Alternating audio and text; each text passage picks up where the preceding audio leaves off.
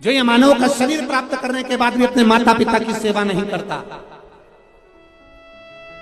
जो ये मानव का शरीर प्राप्त करने के बाद भी कभी शंकर भगवान की कथा को नहीं सुनता, ये मानव का शरीर प्राप्त करने के बाद भी जो परमार्थ का काम नहीं करता, किसी दीन दुखी कोई गरीब आदि की सहायता नहीं करता, शिव महापुराण की कथा कहती है फिर वो मनुष्य नहीं रहता, वो एक कीड़े की तरह रहता है और कीड़ा चुल्लू भर पानी में डूब के मर सकता है। इसलिए कहा कि तू डूब के मर जा रे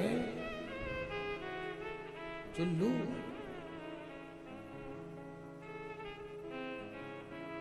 जपते रहो भगवान का,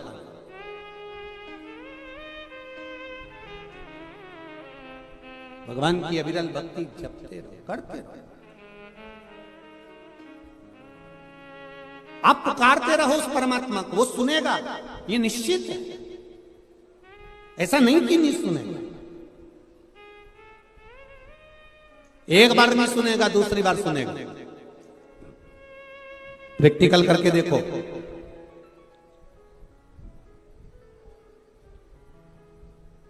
प्रैक्टिकल करके देखना तुम।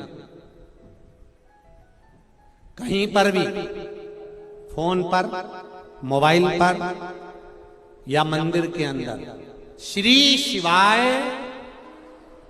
नमस्तुभ्यम तुम जम के चिल्ला कर देखना, जितने लोग वहां खड़े होंगे पहचान जाएंगे ये सियोर वाला महाराज की चेली है।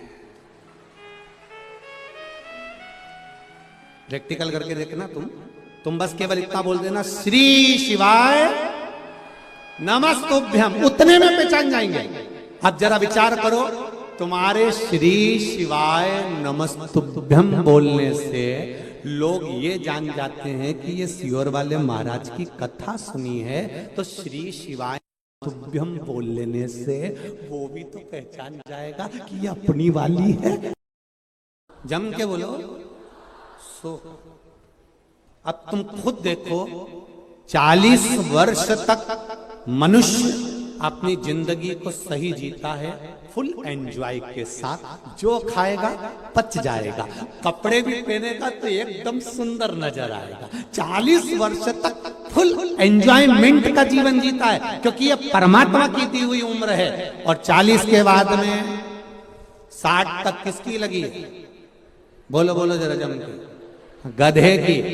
इसलिए पूरे परिवार का बोझा ढोता है, बच्चों को पढ़ाना है, बड़ा करना है, शादी करना है, बहन बेटी का मायरा भरना है। 60 साल तक ये केवल उल्लू की। डॉक्टर साहब को भी दिखाओगे, डॉक्टर साहब मुझे रात को नींद नहीं आती है, डॉक्टर कितनी भी गोली दे दे और कितनी भी दवाई दे दे, तुम थोड़ा खाओगे, दवाई खाने के भी बाद दवाई कितनी भी खा लो तो भी रात को 2, 2:30, 3 बजे तो तुम्हारी आंख खुली जाएगी और पलंग पे तो उल्लू की तरह निश्चित।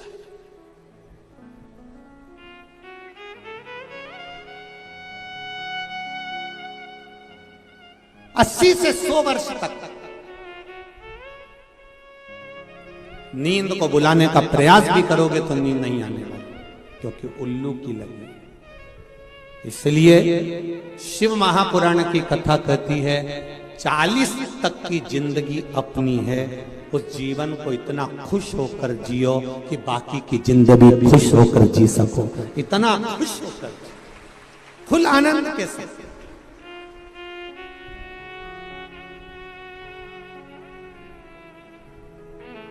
पर लोगों की आदत बुरी हो गई है, 40 साल तक की जिंदगी को लोग रो रो कर जीते हैं। शिव महापुराण की कथा कहती है अपनी जिंदगी को खुश होकर जी। गया जमाना कि 100 साल तक जीते थे, आज के जमाने में कुछ मालूम है क्या? अपने आस पड़ोस में देखो, अपने पड़ोसियों को देखो, अपने रिश्तेदारों को देखो, उम्र का कोई ठिकाना मालूम पड़ता है? कौन कब चले जाए, जवान की जवान प्राण छोड़ देते हैं। जरा सा अटैक आया, जरा सा शुगर हुई, जरा सी बीमारी हुई, समाप्त।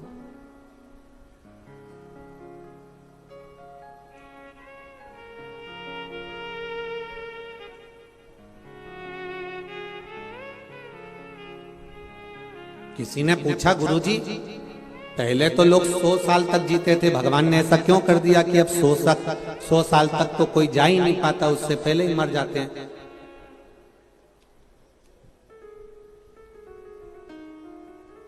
तो ऐसा ही है, वो तो सरकार जब 1000 का नोट बंद कर सकती है तो भगवान भी तो 100 साल तक बंद कर सकते हैं, उसमें क्या दिक्कत। परमात्मा ने भी कहा कि भाई ये 100 लफड़ा समाप्त करो, भजन के बल पर उम्र बढ़ेगी। आपका भजन कितना, आपका मंत्र जाप कितना, आपका स्मरण कितना, आपका कीर्तन कितना, उठा लो। इसको दुख मत देना, इसको कष्ट मत देना, इसको रोग मत देना, इसको बीमारी मत देना, इसको शरणागति देना है, शरणागति। ये पत्र में आया,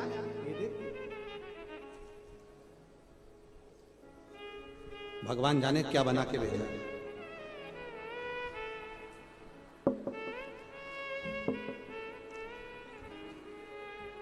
गुच्छा तो नहीं है कमर का।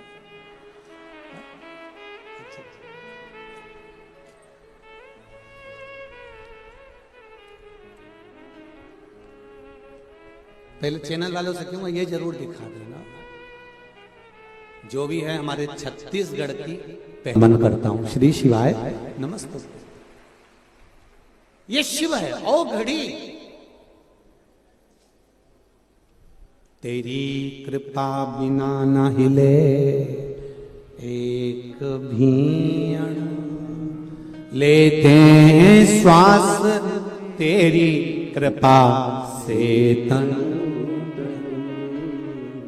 बखान क्या करूं मैं राखों के ढेर का, चपटी भभूत में खजाना कुबेर का।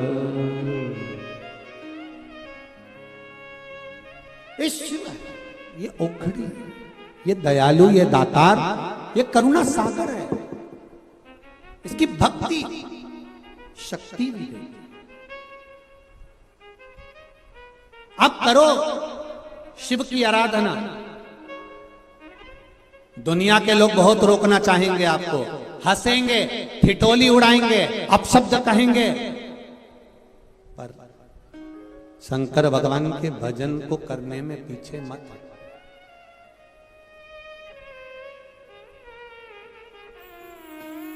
पीछे मत रखना।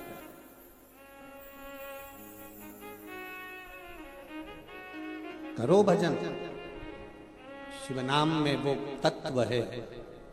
श्री शिवाय नमस्तुभ्यम। भले दुनिया के लोग कहते हैं कि यह मंत्र कैसा है, यह मंत्र का स्वरूप कैसा है, पर इस मंत्र में एक बात तो लिखी है कि शंकर भगवान को मैं नमन करता हूं। आप दिन भर में श्री शिवाय नमस्तुभ्यम बोलते रहोगे, शिव जी को नमन करते रहोगे, बार बार मेरे देवाधिदेव महादेव को याद करते रहोगे, तो ये निश्चित है कि मेरा महाकाल राजा भी आपको याद करता रहेगा, वो भी आपको स्मरण करेगा।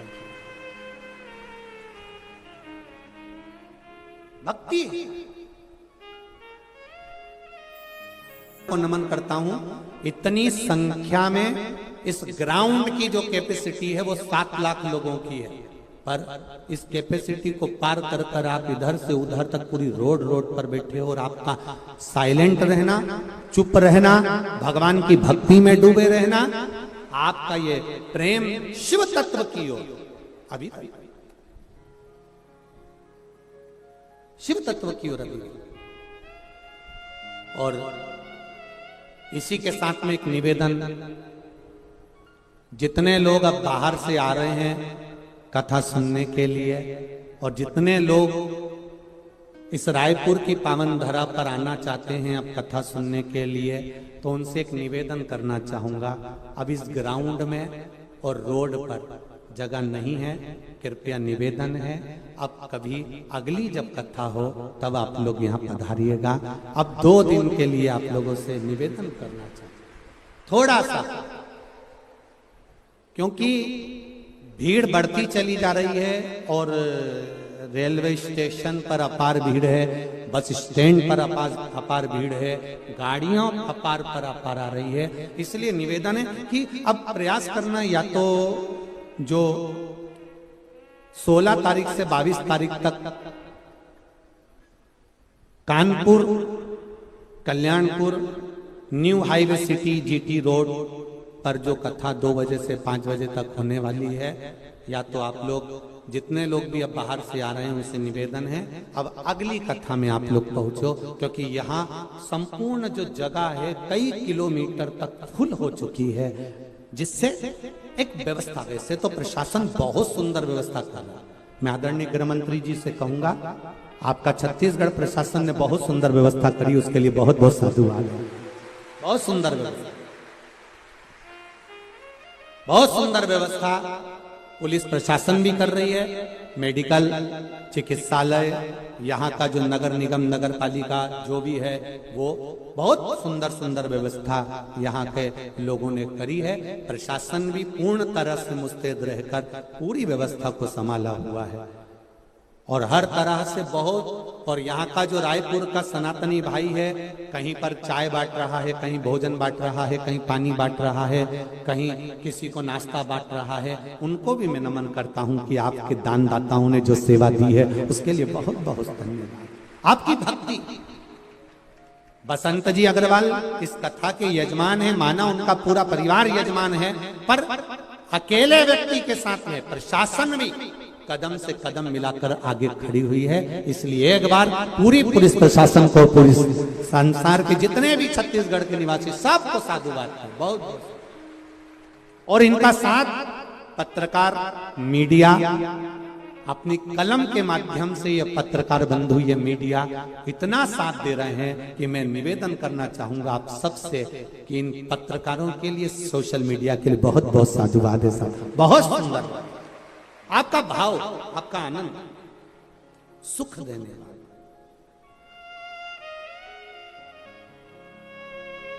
और वो भी हम इसलिए कर रहे हैं कि भीड़ ज्यादा हो रही है, इसलिए आप अगली कथा में प्रवेश करें।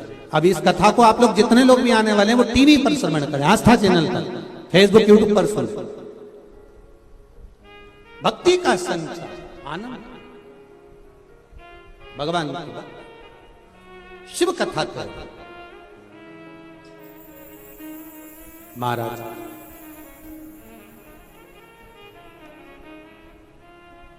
तेरे डमरू की धुन सुन के मैं काशी, अब वो काशी नगरी तो क्या रायपुर आई।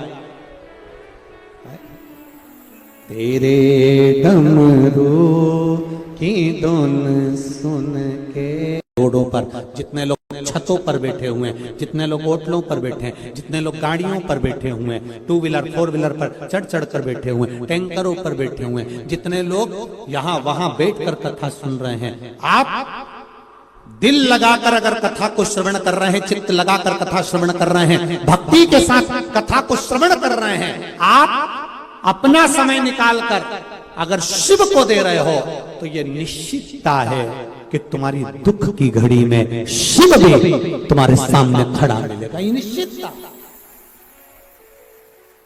आपने दिया। कल कथा में था श्री लक्ष्मण भट्ट जी की धर्मपत्नी इल्मा गारू ने भगवान शंकर को बार बार याद किया, शिव का बार बार गुणगान करा, शंकर भगवान का बार बार गुणगान करा, तो चंपावन में चंपेश्वर महादेव को भी प्रकट होना पड़ा। केवल भक्ति के बल पर आप जब भगवान को याद करते हो तो भगवान आपको याद करता। चंपावन में चंपेश्वर महादेव, केवल इल्मा गारू जो बार बार शिव जी का गुणगान कर रही है, बार बार शंकर भगवान का स्मरण कर रही है, बार बार भगवान शंकर की भक्ति को धारण कर रही है, वो इल्मा गारू ने शंकर भगवान को प्रकट कर दिया, शिव को प्रकट कर दिया।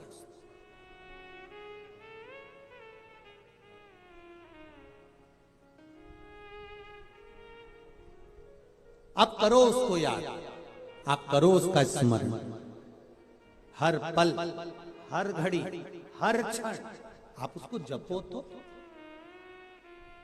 कई लोग मिलेंगे आपको जो आपसे कहेंगे कि मंदिर मत जाओ, राम जी को मत मानो, कृष्ण भगवान को मत मानो, गणेश जी को मत मानो, देवी को मत मानो। फिर एक दिन यही आकर कहेंगे तुम अपने बाप को भी मत मानो, यही कहेंगे जो आज कह रहे हैं तुम्हारे सामने आकर। बार बार तुमको सौगंध दिलवाते हैं, राम को नहीं मानना, देवी को मत मानना, गणेश को मत मानना, शिव को मत मानना। और बच्चे कुछ थे तो एक महाराज ऐसे हैं जो अपनी ही किताब छपा कर बढ़वाए जा रहा है और उन्होंने कह दिया मैं खुद भगवान हूं, तुम किसी को मत पूछो। ऐसे लोग अगर तुमको किताब देने आए तो वही किताब उनके मुंह पे मार देना और कह देना भगवान एक ही है, वो देवाधिदेव महादेव, वो ब्रह्मा विष्णु महेश है। वो किताब उन्हीं के मुंह पे मार दो। ऐसी किताब अपने को घर में लेकर भी नहीं जाना जो तुम्हें धर्म से काट दे, सनातन धर्म से वंचित कर दे। जो आज कहते हैं कि गणेश जी को मत मानो, राम को मत मानो, कृष्ण को मत मानो, शिव को मत मानो, वो एक दिन तुम्हें गर्द में खड्डे में ले जाकर पटक देंगे और एक दिन कह देंगे तुम अपने बाप को भी मत मानो। तुम्हारे पिता ने तुमको पैदा ही नहीं किया, तुम्हारी माता ने तुमको जन्म ही नहीं दिया। बार बार सौगंध दिलाएंगे, किताब छपा छपा के तुमको इसी पंडाल के बाहर बांटते मिलेंगे, खूब प्रेम से देंगे, ले जाओ ये किताब, फ्री है, फ्री है। सोचो 50 रुपए की किताब छपी होगी और फ्री में क्यों बांट रहे हो? मतलब ये पैसा तुम्हारे पास में यहां से नहीं आ रहा है, केवल सनातन धर्म को बर्बाद करने के लिए विदेश से पैसा आ रहा है। समझो आज भी मौका है, ये तो बाद में रोगे। अपना फोटो छपवा कर भगवान है ही नहीं, हम ही भगवान है। जब इतने 50 रुपए की इतनी मोटी किताब, आज के जमाने में पत्रिका भी 50 रुपए की छपती है तो पत्रिका भी सोचना पड़ती किस किस को देना। ये तो हल्का फुल्का काट दे देंगे रिसेप्शन का, पत्रिका किसको देना? 50 रुपए की छपी है तो सोचना पड़ेगा। वो 100 रुपए की, 150 रुपए की, 50 रुपए की इतनी मोटी किताब कोई फ्री में बंटवा रिया है, अपना फोटो लगवा कर बंटवा रिया है और कह रहा है कि मैं भगवान हूं और ये सोचकर बंटवा रहा है। तो सोचो ये 50 रुपए 100 रुपए किताब के कहां से आ रहे होंगे जो इतनी पब्लिक को किताब बांटी जाती है और तुम उसको लेकर घर चले जाते हो। उन्हीं के मुंह पर छोड़कर चले जाओ, पांव पड़ के तो तू ही ले जा तेरे घर में। नीचे ऐसी किताब जो हमें सनातन धर्म से वंचित कर दे, क्या करोगे ऐसी किताब?